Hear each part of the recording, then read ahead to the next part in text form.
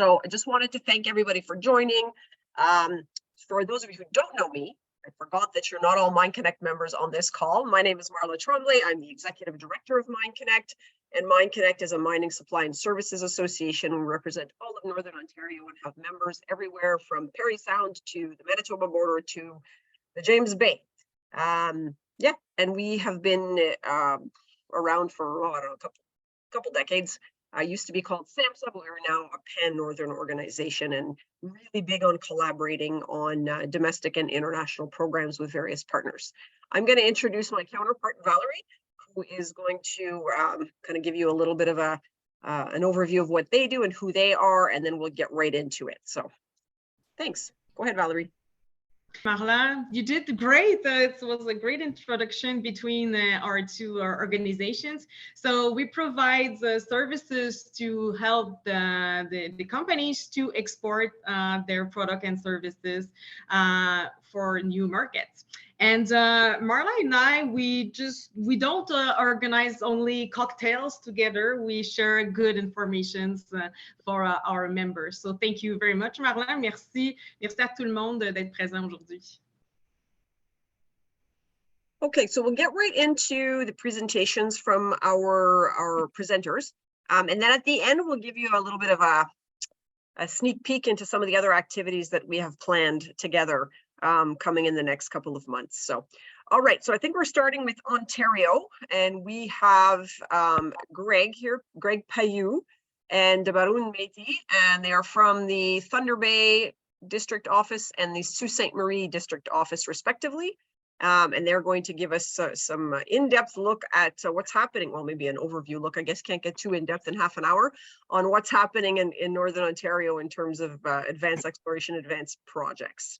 So I'm just going to hand it right over to you, Greg, and yeah, get going. And oh, everybody, if you're not speaking, can you mute? And you will have an opportunity for questions at the end. You will have an opportunity to post questions at the end of the session. So hold those questions, and you can also post them in the chat as we go along so that you don't forget. Feel free to ask them in French. We can translate. Obviously, myself or Valérie can translate without a problem. So if you prefer to ask those questions in French, it's not a problem. All right. Can everyone see my screen? Good on my end. Okay, perfect. Thank you. Good afternoon. My name is Greg Paju, and my colleague here is Barun Maity. We work for the Ontario Geological Survey's Resident Geologist Program. I'm here based in the Thunder Bay North District. Sorry, I'm the Thunder Bay North District Geologist. Barun is the Sault Ste. Marie District Geologist, and we'll be providing some highlights on the current advanced mineral exploration projects in Northern Ontario.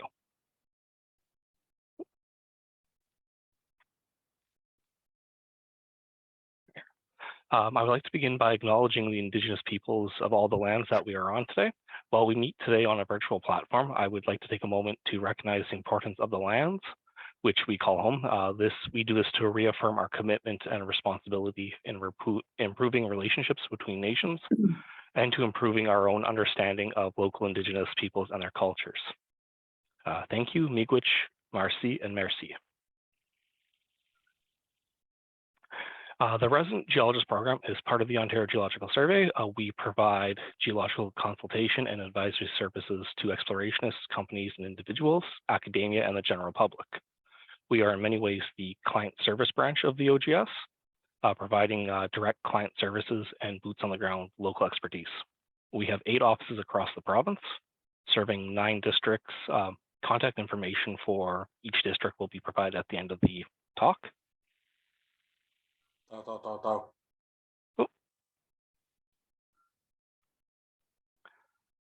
The following projects were selected if they met any of the following criteria: satisfy the requirements for an advanced exploration project as defined by Ontario Regulation 240, mine development and closure under Part 7 of the Mining Act. Advanced exploration permits are actively being sought. Work is at an advanced stage, moving resources to reserves, or a positive preliminary economic assessment, PEA, or equivalent study under National Instrument 43-101 has been completed. There are currently 29 projects in Northern Ontario that meet those requirements: 11 gold, 4 lithium, 5 nickel copper, 1 nickel, 1 niobium, 2 platinum group metals with copper, 2 platinum group metals with nickel and copper, 1 zinc copper, 1 graphite, and 1 cobalt silver. However, there are other projects approaching this stage. I will be covering the Northwest projects, while Barun will be covering those in the Northeast. We'll be starting in the Red Lake Resident Geologist District. So First Mining Gold's Spring Pole Gold Project is located roughly 110 kilometers north of Red Lake. They're targeting gold. They received a positive pre-feasibility study, giving a 11.3 year mine life and an average annual gold production of 335,000 ounces. They received the provincial notice of approval for its environmental assessment, and the EA has been submitted to communities and government agencies. They are currently expecting approval of the provincial and federal environmental impact statement in Q4 2023. Sticking with Red Lake, there's Frontier Lithium's PAC Lithium project, also known as the Pachyagama Lithium project. This is located 175 kilometers north of Red Lake, and they're targeting lithium from spodumene. They recently completed a preliminary economic assessment, giving the project a life of 26 years. Production decision is expected in 2024.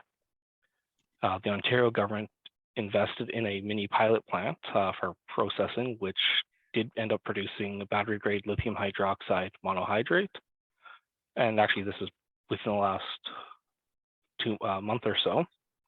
They announced the discovery of an extension of the Spark pegmatite, as well as further pegmatites at the Panic Lake pegmatite, so just a bit further north of Pachyagama itself. And Kinross Gold's Great Bear project is located approximately 20 kilometers south of Red Lake and targeting gold. They're currently working towards an initial resource estimate, which is currently expected sometime in early 2023. They are also currently working on multiple environmental baseline studies. At this point in time, construction is planned to start in late 2027 with production c'est beau, écoute, prends le message, je vais rappeler. In 2029.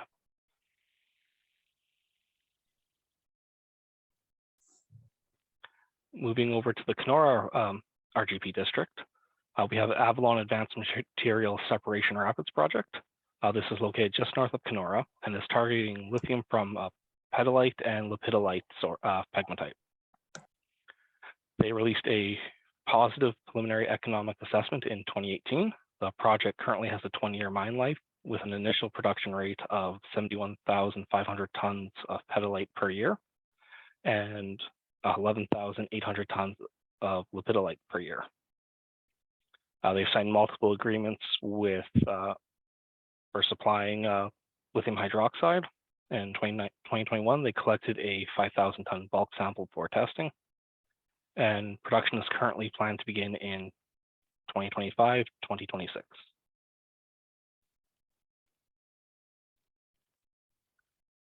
Then there's, so moving a little bit out of the gold and lithium sector, we have Tarkson Nickel's Cambridge Nickel Project. This is located roughly 70 kilometers southeast of Kenora, targeting nickel. Their 2022 PEA gave a 9-year mine life with a 94% recovery. They're continuing to work with their environmental baseline studies, and an all-season road to the project is currently under construction and is expected to be finished shortly.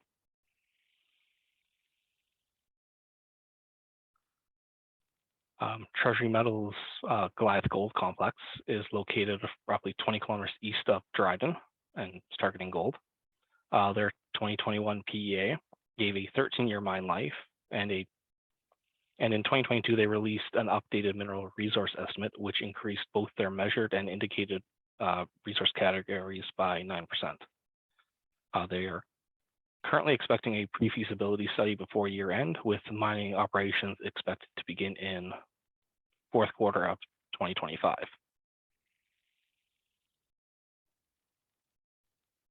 Okay, now moving to the Thunder Bay North District, we have Canadian Critical Mineral Inc.'s Thierry Mine project. This company used to be known as Braveheart Resources.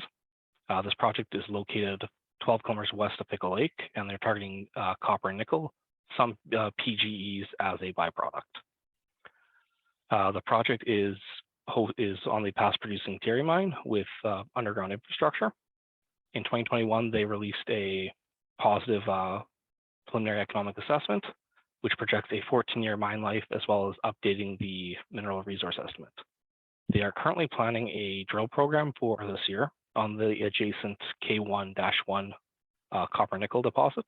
This is within about 1 kilometer or 2 of the actual mine gate to Thierry. And then Greenstone Gold's Greenstone project. This is just 4 kilometers south of Geraldton. Full-scale construction of the mine began in October of 2021, and as of January 25th of this year, construction is over 66% complete and is both on schedule and on budget. Open pit activities, including the stockpiling of ore, is well underway. The open pit has a projected mine life of 14 years, with the first gold pour expected in 2024. With their reserve resources, there is an underground potential to this mine, but the mine life does not take that into consideration at this point. So that's strictly 14 years for the open pit. Then we have RockTech Lithium's Georgia Lake project. This is roughly 160 kilometers northeast of Thunder Bay and targets lithium from spodumene. A preliminary economic assessment was completed in April of 2021, as well as a positive pre-feasibility study was released in the fall of 2022. This also included an increase to the mineral resource estimate. The project itself has a 9-year mine life with open pit activities occurring during the first 4 years, followed by underground mining for the last 5.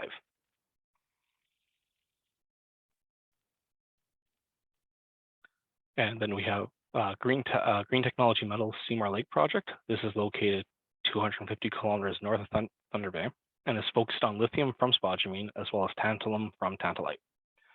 They released an interim mineral resource in June of 2022. And also some exciting news in 2022, they discovered the spodumene-bearing Blue Bear pegmatite. This is located 500 meters southeast of the main Aubrey complex. And why this is exciting is it represents the first new pegmatite discovery in the area in 50 years.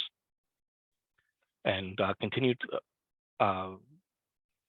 both the lateral and depth extension testing of the Aubrey complex pegmatite, so Aubrey North, South, and Central, is ongoing, as well as at other pegmatites in the area, such as the Pi prospect and at Blue Bear.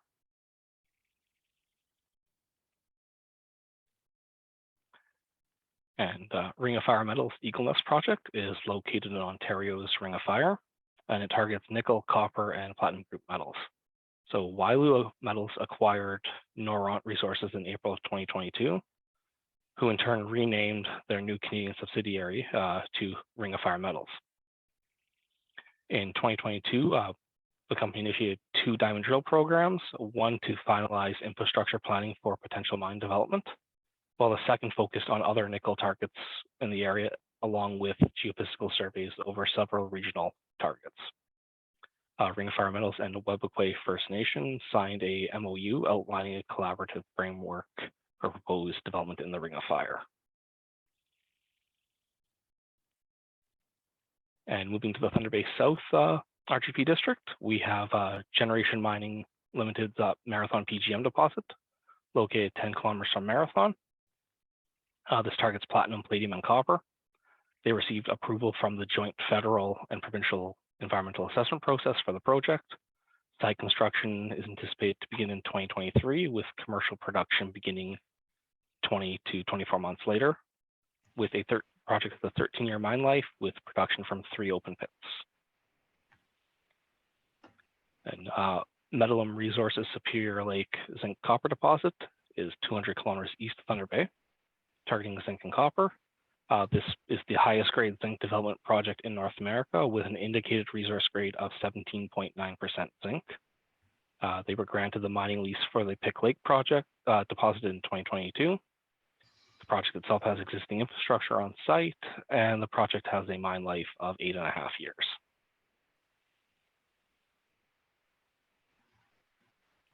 And Clean Air Metals, Thunder Bay North, Platinum Palladium Copper Nickel project is 50 kilometers north of Thunder Bay. And they are currently pre-feasibility and environmental baseline studies are underway on the project. The project has a 10-year mine life via a ramp accessed underground mine with production beginning in 2026, 2027. And moving over to Barun to cover the northeast of the province. Okay, thank you, Greg. Can everyone hear me? Yes. Yes. Awesome.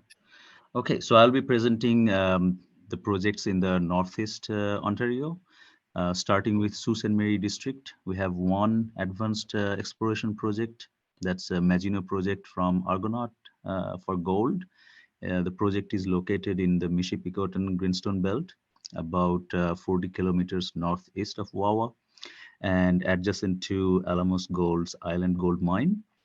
It's a past producing underground mine, and the current project has about 17 years of mine life. It has a annual production of, per day production of 10,000 tons. It's a proposed conventional open pit mine. And the reserve is estimated to be about 2.5 million ounces of gold, and resources about 4 million ounces. Moving to the next one in Timmins District. Most of the projects in Timmins District are either in Abitibi Greenstone Belt or in Swazi Greenstone Belt. Starting with Goest Gold, Bradshaw Gold Deposit in Abitibi, about 32 kilometers northeast of Timmins. Its expected mine life is about 8.5 years. All the permits for commercial production were acquired in 2021, and some demonstration of processing of gold was done in 2021 as well. Currently, they are in the second phase for underground testing, processing, different type of block model verification and optimization. Indicated resource about 400,000 ounces of gold, inferred about 750,000 ounces. Moving to the next one, IAM Gold Corporation's Cote Lake Mine. It's located about 130 kilometers southwest of Timmins in the Swazi Greenstone Belt. Early production, initial production is expected in 2024. Life of mine is about 18 years. And next to Cote Lake Mine is Gosselin Deposit. They published some assay reports in. Hello? They published some assay reports in 2022 from Gosselin Deposit that shows expansion potential of the deposit. Annual production is estimated to be about 500,000 ounces for between year 1 and 5, and then commercial production about 370,000 ounces.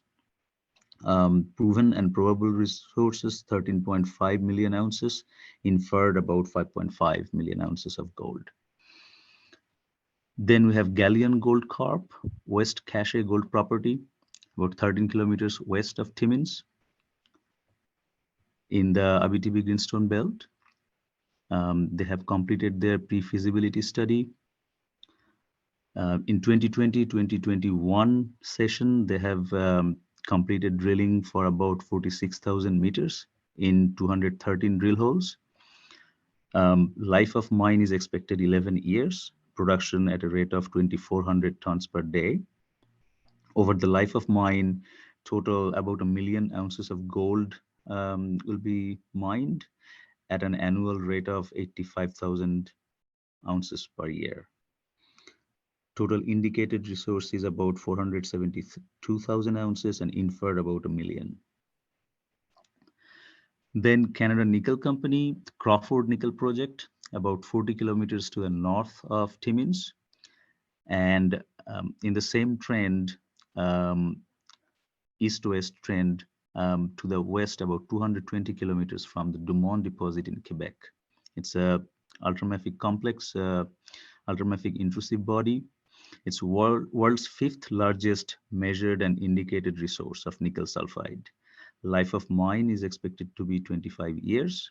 Recovery rate of nickel at about 62%, and the grade of 35% nickel. And also they have a plan to use a mineral called brucite in the tailings to absorb carbon, and that will result in achieving net zero for their mining process. Next is Niobe Metals in James Bay niobium project. The project is located about 45 kilometers south of James Bay, Musoni. Preliminary economic assessment was done in 2020. The mineralization is mainly in niobium mineralization in pyrochlore, and it's a subvertical body. They're currently improving the recovery and concentrate for production of niobium batteries. Life of mine is expected to be between 23 to 30 years, with additional 6 years of stockpile processing. Indicated resource is about 158 million kilograms of niobium oxide, and inferred about 177.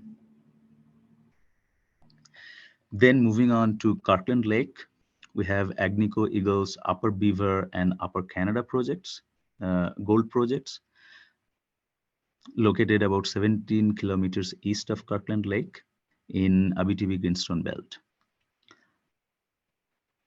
In 2022, they have done about 16,000 meters of drilling, totaling about $8 million. And currently they have a technical evaluation, including surface and underground mining options underway.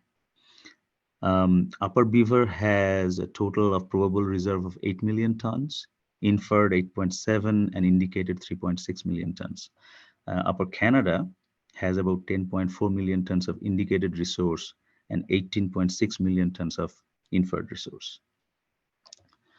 Next, moving on to Canada Silver Cobalt, Castle East and Castle Mine, about 85 kilometers northwest of Cobalt.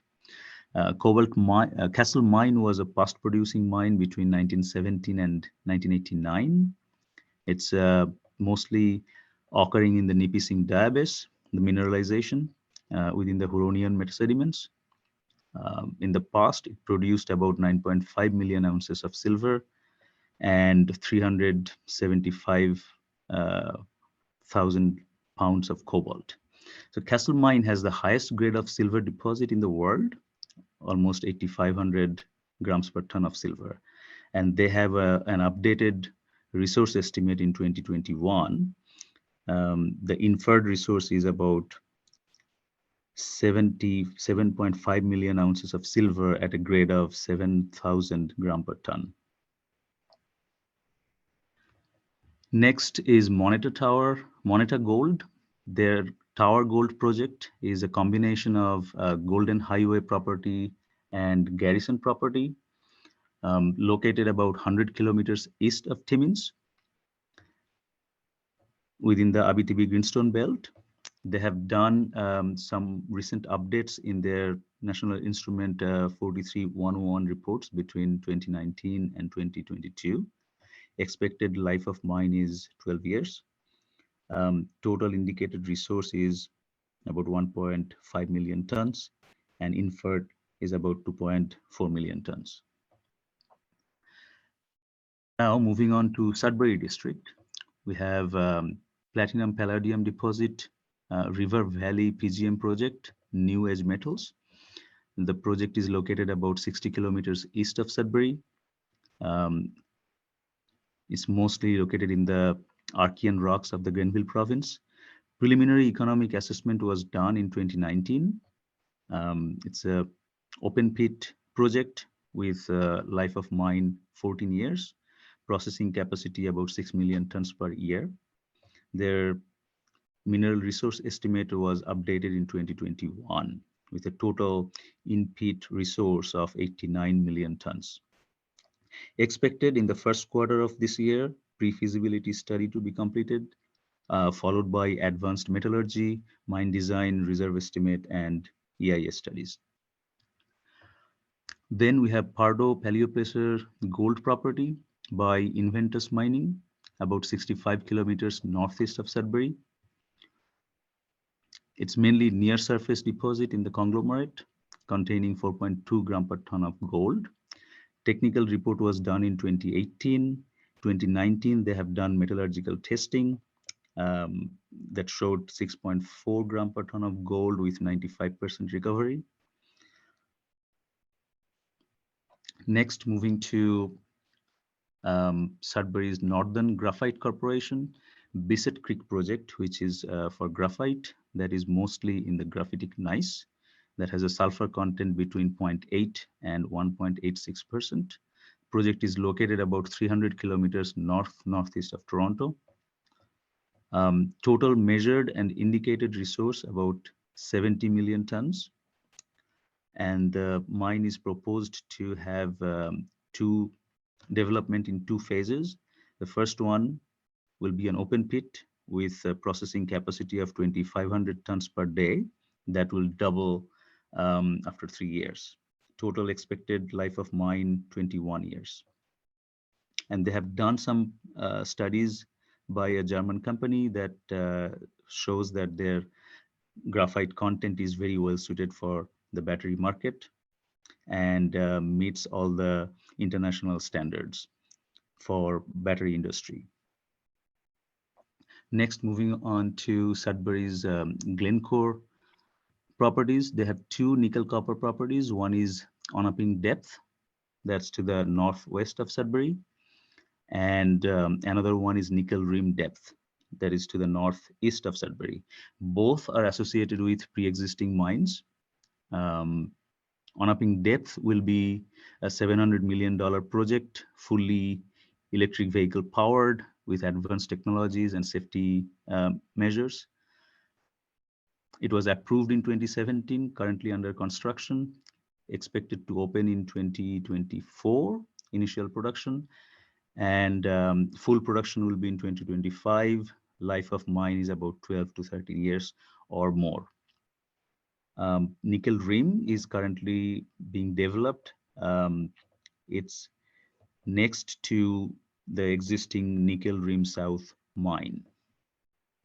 It's currently at a study stage. Next, Sudbury's mine development, KGM International Limited's Victoria project, which is another copper nickel property, 35 kilometers west of Sudbury. Main commodity is copper nickel, but they have byproducts of gold, platinum, and palladium. It's an underground mine, and the ores are expected to be processed at Vale's Sudbury plant. The head frame was constructed in 2022, and life of mine is 14 years. Annual production, 16 kilotons of nickel and 18 kilotons of copper. So there are total 29 advanced mineral exploration projects that Greg and I have presented before you. These companies are continuing to explore, expand, and develop their properties, discover new mineralization, and advance their existing projects. Mostly these properties are focused on base and precious metals, rare earth elements, graphite, lithium, and niobium. And most of these elements are part of the critical minerals as defined by the government of Ontario and the federal government of Canada. So I would like to brief a little bit about the Ontario Geological Survey products. You can also go to our website to see in detail. We do publish monthly activity reports and annual activity reports that includes information on mining, exploration, property visits, and active plans and permits. And also we publish recommendations for explorations. There are different geological survey products that are available for public at no cost. You can go to Geology Ontario website where you can find publications, Ontario Mineral Inventory, drill hole database, abandoned mine information, and assessment files. Also, we have OGS Earth, where clients can go for to find monthly reports, property visits, mineral inventory database, assessment work, and all of these information are available in GIS format and in KML format for download. Next, we have the information available, contact information for different district geology offices. These are also available on our website. You can email us or contact over phone for any information. And I think that's the end of the presentation. Thank you so much. Excellent. Thanks, guys. That was super informative. Maybe less so for me because I've seen this presentation several times, or a version thereof, but there's always something new that I've missed. So that was good. Sure, lots to digest. I did get a question. Somebody asked in the chat if we're going to be sharing this. As I mentioned at the beginning, we do record these sessions, and we'll be sharing that link with Cadet Nord to send out however they normally do their webinar stuff. On our end for MineConnect, we'll be posting it to our resources section in our member portal. So any of you that are MineConnect members will be able to access it at any time through that portal. Okay, so now we're going to get on to the next presenter. We have Jonathan Lafontaine, who's going to be joining us and speaking about, I'm not exactly 100% sure because I didn't look at the presentation, so I imagine mining of some sort. So I'm hoping to hear, looking forward to hearing what Jonathan has to share with us today. We're flipping over to the Quebec side. And yeah, I guess we'll get going. And again, if you have questions, feel free to throw them in the chat. French or English is fine. But I know we're conscious of time, so we're gonna get started. So Jonathan, you can, if you'd like, share on the screen yourself. So if we've given access to everyone. Okay, perfect. There we go. We see your stuff. Jonathan. Right. Thank you kindly. So I've shared this with the organizers. Yes, this is going to be shared at the end of the presentation. That's my understanding. That was my intent with this presentation. Some of the slides I'm going to be going through this relatively quickly, but I think that on the one hand, I'm speaking to a well-informed audience that doesn't need some of the simple or generic slides. And that's going to be the first part of what I'm going to do. And the second part is just to reemphasize one of the online tools that we use to distribute information on the various projects. So I am just going to quickly, so just as a quick reminder of the size and the importance of the mining industry to Quebec. So Quebec has about $4.3 billion worth of private mining investments. That was in 2021, and that's fairly consistent numbers year after year with shipment values of mining products that are on the order of about $12 billion. Quebec is the largest province by surface area in Canada. And these numbers are not quite up to date. 22 active mines, I think that is probably the same number. 36 mining projects, I think, has gone up by a couple since this number was compiled in 2022. And we've had somewhat of a claiming boom in Quebec, and now I think we're closer to 8% of the territory that is currently covered. We do have one of the largest resource bases and also one of the most varied. So we have mining projects with all kinds of varied targets, such as titanium, yes, nickel, copper, iron mines, gold mines, of course, but we also have great potential for all kinds of other products, specifically for critical and strategic minerals. I think everybody's well aware of the infrastructure and the importance of all of the collaborative networks that we've developed. And this is what I'm going to be coming back to. So I just wanted to slip in a few words to be sure that our critical and strategic mineral plan is highlighted in this presentation. Quebec is somewhat unique in the sense that it uses both terminologies, critical and strategic minerals. Critical minerals have been determined to be essential to the key economic sectors of the province with a high supply risk and a low number of commercial substitutes. And strategic minerals are necessary for the implementation of major Quebec policies. So for instance, policies regarding electrification of transportation, policies regarding net zero, decarbonation, that those would be considered strategic minerals, and critical minerals are generally the minerals that really are of the economy of today. That's sort of the summary of what we're looking at.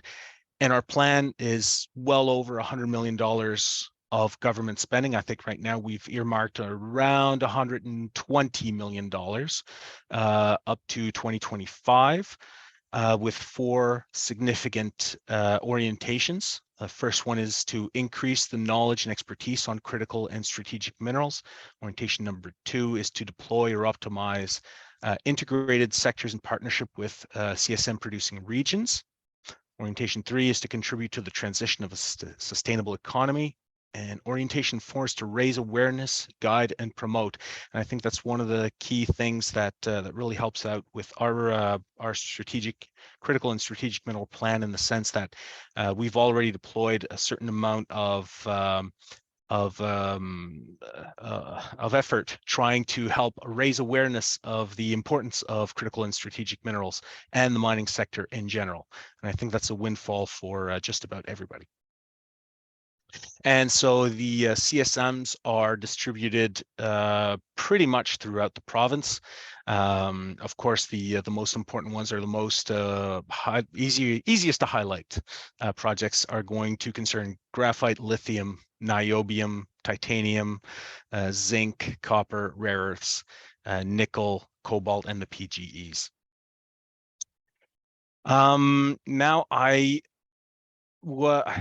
we have slides in this presentation on the various activities, but I'm actually going to go a different route. So we're going to have that in the presentation. But what I wanted to do is highlight P.Geo, which is our online portal to access all of this information. And I'm going to put a link in the chat box for those who don't know it. P.Geo is an online platform where you get all of our government information, the government database. For those who aren't used to it, when you click on the link, if you happen to toggle into the French menu, you can always toggle to English by clicking on the top right-hand corner. And to navigate in the map, all of the layers are on the left-hand side of the screen, which you can simply turn on and off. And you can increase or reduce the transparency on just about every layer, if I'm not mistaken. And right now I'm using a satellite imagery, but if that feels cumbersome to you, you can always change back to any other simple GIS base layer that you prefer. I would start out simply by saying that the mines and projects that are identified here, sort of as my counterparts from Ontario have indicated, what the government of Quebec considers an advanced project or a mining project is a project that has at least a preliminary economic assessment published. And we usually, after a certain number of years, typically 5, if there is no activity in developing that project, then the project is not identified in this layer. So there are a certain number of projects that have reached PEA stage or PFS or feasibility study that are not identified in this layer, but that have been stagnant for a certain number of years. And so I should also say that you can, if you're ever lost, we have a legend of all the color codes with respect to the mines and projects. They are all color coded by commodities and the different symbologies. So an active mine is the head frame symbol. Any mining project, so anything that has not yet attained at least 60% nameplate production for one trimester, will be highlighted as a star. And anything in care and maintenance is a triangle. So in this, I'll just turn this off. So in this mode, we can see that there are a significant number of projects that are essentially developing in various parts of the province. We do have 2 active nickel mines in northern Quebec. We have an iron mine that is Hope's Advance that appears to be developing in the Ungava area. We have right on the border with Labrador, an actively developing iron mine, a new iron mine. A part of it is in Quebec and a part of it is in Labrador. So this is going to be one of those strange projects where it really is right on the border between the 2 provinces. Of course, if I were to just very quickly summarize, we do have projects in, I'm just going to change the base layer to make things a little bit clearer. In the Fermont area, of course, we do have the active mines, active iron mines, but we also have Lac Reni graphite. And if ever you want a little bit more information on any one of these projects, you can click on it and it will give you the appraisal or the different phases, the promoter name, and the name of the project, as well as the minerals that are held in the project. So in this case, a graphite project in the same area. We do have a certain number of rare earth element projects. Crater Lake, which is essentially a PEA level project at this stage, which focuses a little bit more on scandium than the other rare earths, but it is a rare earth element project just with a lot of scandium. And Torngat has the Strange Lake B Zone, which they've announced $50 million financing to help advance their projects to the next stages. If we go a little bit further south, there's the location of Paju, which is held by SOCAM, which is a government arm of the government exploration agency, a part of the government, which holds Paju, which is a rare earth element deposit. Lectio is the titanium mine, which is owned by Rio Tinto and developed in Sorel-Tracy, or the minerals are treated in Sorel-Tracy, and they have actually recently opened a scandium circuit as well as a secondary mineral from Lectio. If we move slightly west, we have other significant graphite projects that are upcoming, including the Lac Guérette deposit, which is, they've changed the name recently, I'm sorry, which is Ratnan, I guess now, owned by Mason Graphite, which has recently signed an agreement with Nouveau Monde Minerals. And from the same sector, more or less the same sector, Lac Apol, which is an apatite project developing north of Lac Saint-Jean. Now, a lot of the attention goes towards Western Quebec. So obviously there are a lot of gold projects in the Val d'Or to Rouyn-Noranda corridor. So we could zoom into that area. And a significant number of these are upcoming projects. The most advanced of these projects, I guess, would probably be Kiena, which is owned by Westome, which is, no, I just clicked on the one next to it. Kiena is reopening their mine, or right now, I guess they're considered reopened, owned by Westome. O3 Mining is working on the Marban engineering project, and Akasaba West, which is owned by Agnico Eagle, which would be the biggest ones. Of course, there are a number of different projects that are all lined out throughout the corridor.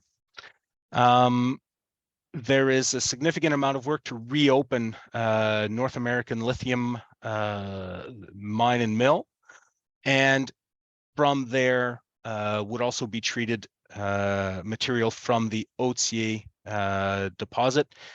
Both of these are lithium spodumene deposits that would all be treated in one plant owned by Sayona. Of course, Dumont Nickel has their project, their nickel project in that general area as well.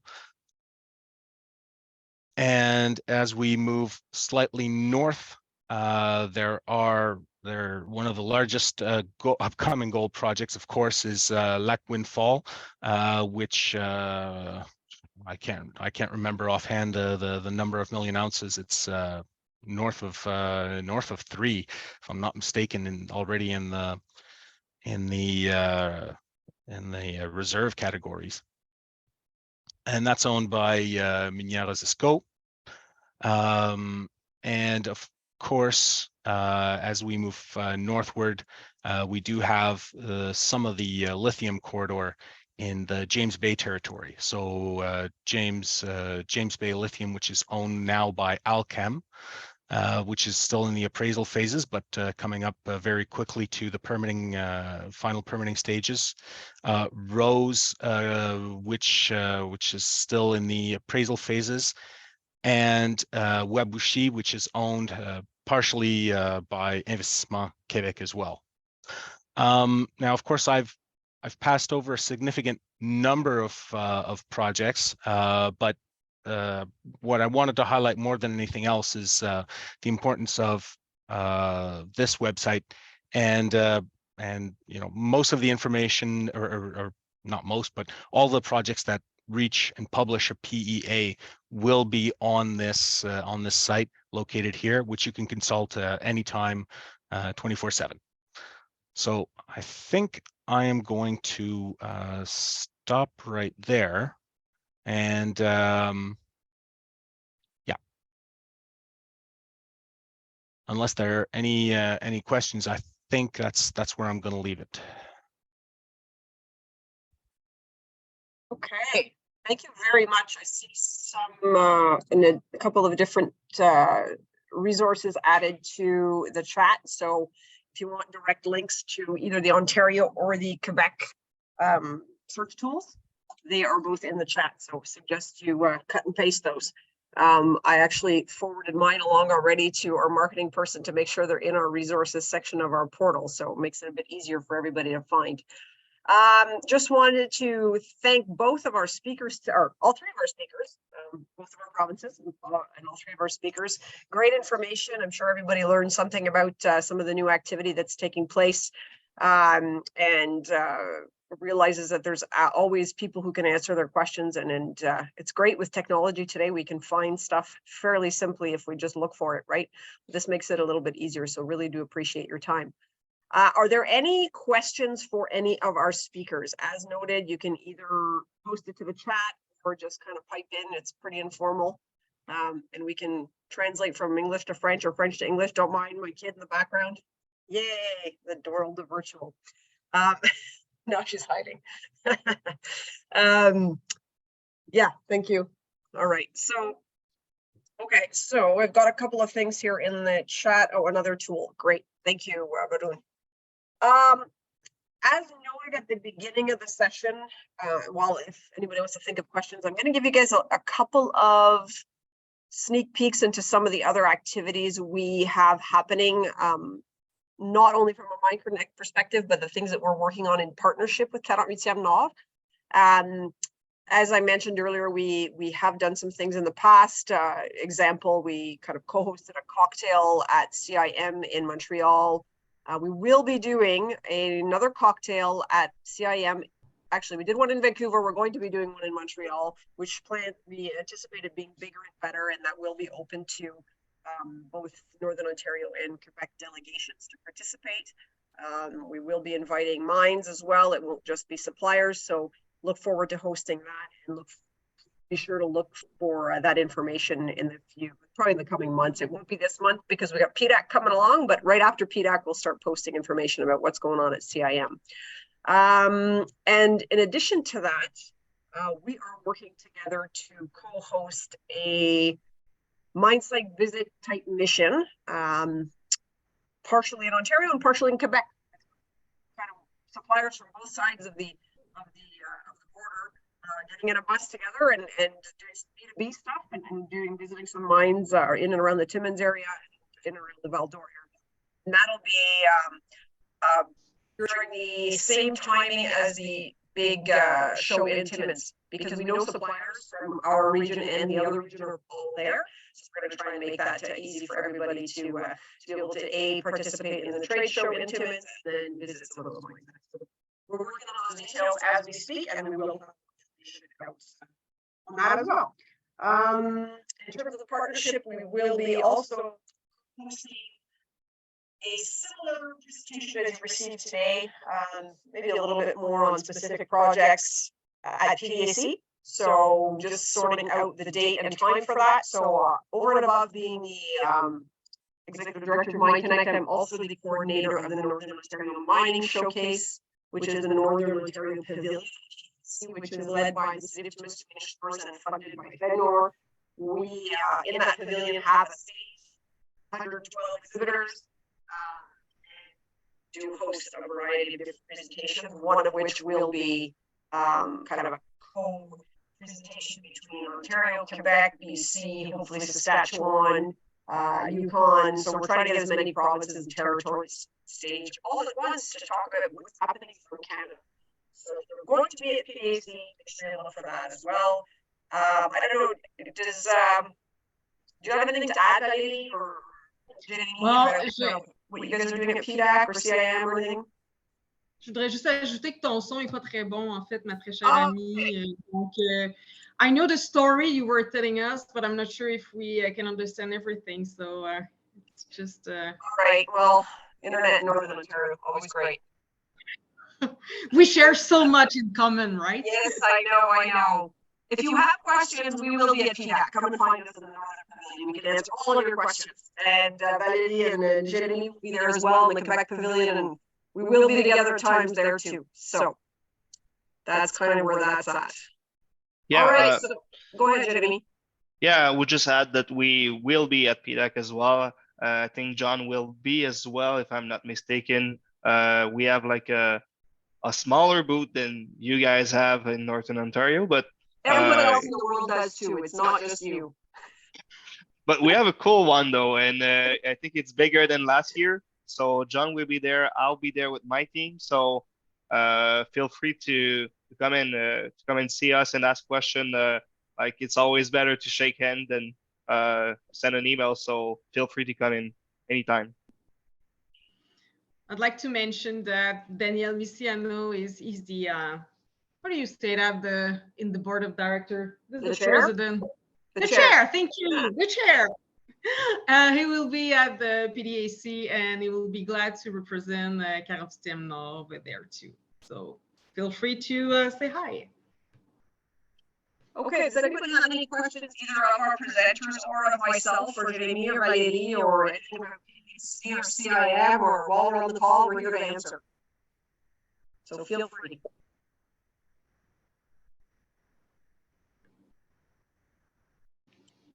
Okay, well, that was easy. Well, thanks again to everybody for participating. Hopefully you learned something, and we will, like I said, we've got lots of activities going on, and we'll see you soon.